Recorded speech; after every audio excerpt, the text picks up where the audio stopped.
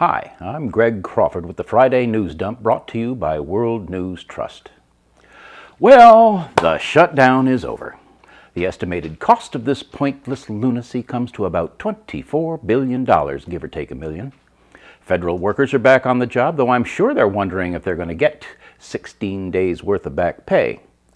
After the hammering the House teabaggers took, I don't think they're overly concerned with those they victimized. They're wondering whether they're going to still have jobs after the midterms. Let's hope they don't. But given the staggering stupidity of the Tea Party supporters, we should never underestimate their bottomless capacity to lie to themselves as well as everyone else. They probably already convinced themselves that this monumental fiasco was a smashing success. The wild-eyed maniacs in safe districts are already screeching about impeaching Obama for a shutdown that they caused. Up is the new down. Go figure.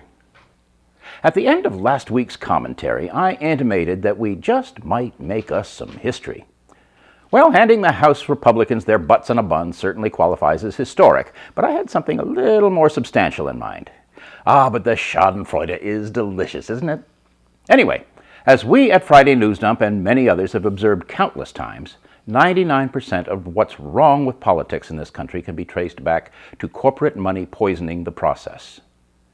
And with the most corrupt and morally bankrupt Supreme Court majority in living memory handing down decisions like Citizens United, and with oral arguments having been already heard for McCutcheon v. the Federal Election Commission, the future of democracy in this country is looking pretty grim. For those who may not be familiar with it, the essence of the McCutcheon versus the FEC is as follows. Sean McCutcheon, a wealthy Republican, has brought suit against the Federal Election Commission, challenging the aggregate contribution limits, or how much money an individual can contribute to a candidate in a single election cycle. The limit is already an astronomical sum, well north of $100,000. McCutcheon wants to remove any and all limits. The limits were established following the Watergate scandal that brought down Richard Nixon, and they have been upheld in numerous court cases over nearly 40 years. But, as Citizens United so clearly demonstrates, such precedents haven't deterred the Roberts Court from doing everything in its power to enable big business to gang-rape democracy, so it probably won't slow them down much this time either. The last election cycle was the costliest in American history. Not just American history. In history as in the whole damn world. It means that Monsanto, Nestle, ExxonMobil, and all the rest of the corporate psychopaths intent on crushing the last vestiges of democracy will likely be handed a kill anything you don't like card with no expiration date. And one of their first targets will be the only slingshot that gives us little Davids a breath of a chance against those Goliaths, the Internet.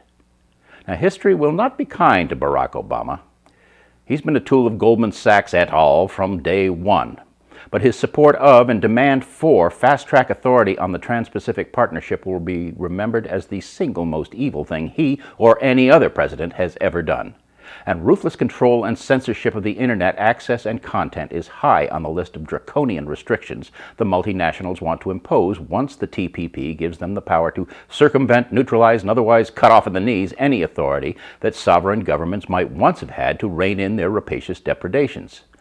Which means we ain't got much time. Now, what I'm proposing isn't going to be a magic bullet that sets the world right again. But we got to start somewhere. When we unravel this tangled web, there's only one solution that presents itself: to get money out of politics. Not a simple matter, to be sure, but as I said, we have to start somewhere.